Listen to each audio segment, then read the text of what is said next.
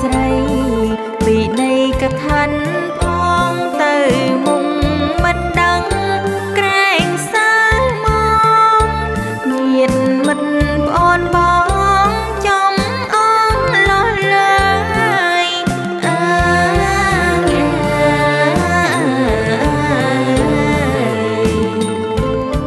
ចំអងលះលើយគ្រាន់តែរឿងតូចញ៉ាប៉ុណ្ណឹងបើកូនចង់ដឹង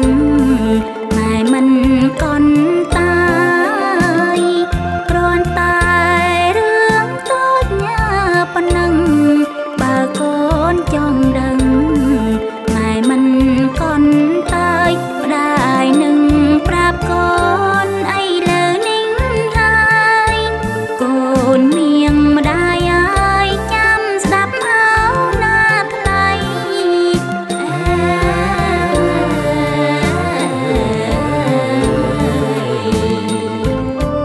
ចាំស្ដាប់អោណាថ្លៃកឋិនជាបុណ្យណាសាសនារដូវវស្សាភ្លៀងធ្លាក់ជោគដី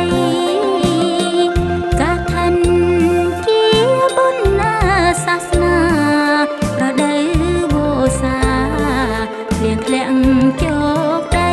ព្រះពុទ្ធបញ្ញៈគឺជាវិន័យរយៈ90ថ្ងៃព្រះសង្ឃកាន់ព្រះវស្សា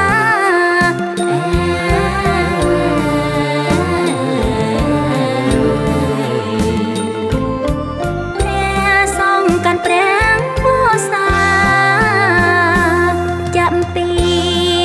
100ខែអាសាឍព្រះសង្ឃទាំងឡាយមិនអាចនិមន្តទៅណាចាំពី100ខែអាសាឍព្រះសង្ឃទាំងឡាយមិនអាចនិមន្តទៅណា3ខែតើបអាចចេញព្រះវស្សាតាមបទដំរើដល់ពេញបូរដើម្បីខែអាសត់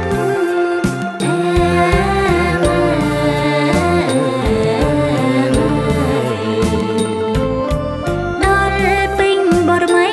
ខែអាសត់កឋិនប្រែថាសម្ពុតដែលពិតបរិសុទ្ធប្រគេនព្រះសង្ឃកឋិនប្រែថាសម្ពុតដែលពិតបរិសុទ្ធប្រគេនព្រះសង្ឃមួយឆ្នាំមានម្ដងលោកអាចារ្យប្រងមិនអើយលំលង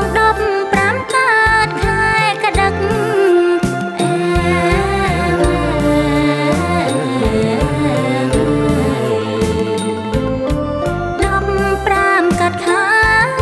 កដឹកកូនដឹងទេបិណ្ឌកឋិនទាននេះគឺប្រទានបញ្ញាហើយចម្លែកពិសេសជាងគេក្នុងចំណោមបិណ្ឌសាសនាដទៃទៀតណាកូនគេធ្វើបុណ្យនេះកំណត់អាចធ្វើបានត្រឹម29ថ្ងៃតែប៉ុណ្ណោះគឺចាប់ពីថ្ងៃ100ខែអាសត់រហូតដល់ថ្ងៃ15កើតខែកដឹកហើយក្នុងមួយឆ្នាំវត្តនីមួយអាចទទួលកឋិនបានតែមួយដងគាត់តែប៉ុណ្ណោះរីឯប្រដាប់ប្រដាសម្រាប់ប្រគេនព្រះសង្ឃដែលរងចាំព្រះវស្សាមានដូចជាណែកូនចាំស្ដាប់ណាកូនជីវរ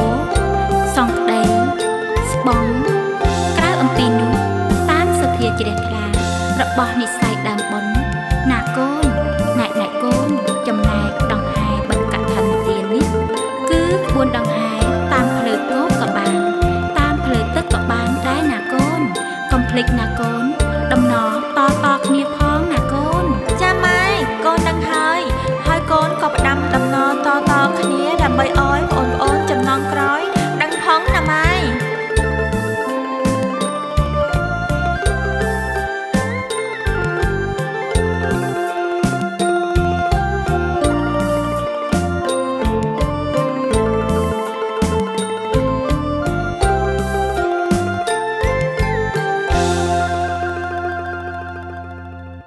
ក្នុងរកកាសដែលញ៉ាំកម្មវិធីមានភាពរីករាយនិងទឹកចិត្តកសាងនៃសម្បត្តិកថានៃជីវរ